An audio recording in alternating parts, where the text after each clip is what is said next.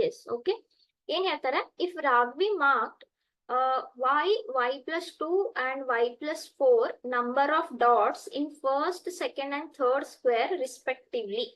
Okay, so ಏನು squares ಇದಾವೆ, squares respectively. In this way, she marked 16 dots in the 8th square. Then the number of dots marked by her in the first square.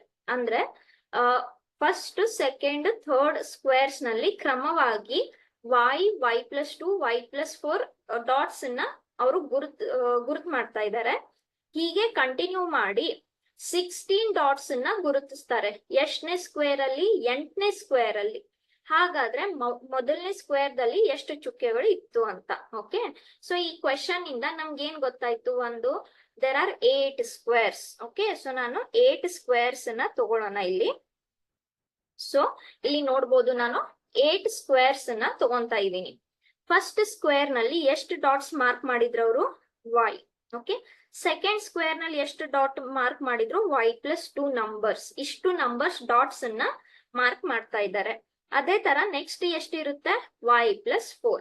ಅವ್ರು ಹೇಳಿದ್ದಾರೆ ಕ್ರಮವಾಗಿ, ಇದೇ ತರ ಕ್ರಮವಾಗಿ ಅವರು ಡಾಟ್ಸ್ ನ ಮಾರ್ಕ್ ಮಾಡ್ತಾರೆ.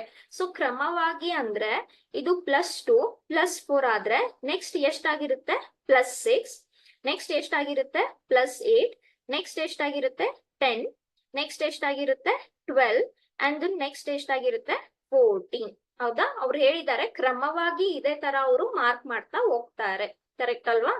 ಏನ್ ಹೇಳ್ತಾರೆ, 8ನೇ ಸ್ಕ್ವೇರ್ ಅಲ್ಲಿ 16 ಇದಾವೆ ಅಂತ. ಓಕೆ, ಸೊ ಇದ್ರಲ್ಲಿ 16 ಇದಾವೆ.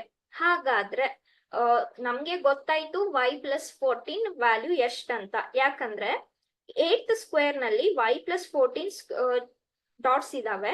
ಆಮೇಲೆ ಎಷ್ಟು ಡಾಟ್ಸ್ ಇದಾವೆ ಅಂತಾನು ನಮ್ಗೆ ಗೊತ್ತು. how many dots are there? 16 dots are there. Therefore, what is the value of y?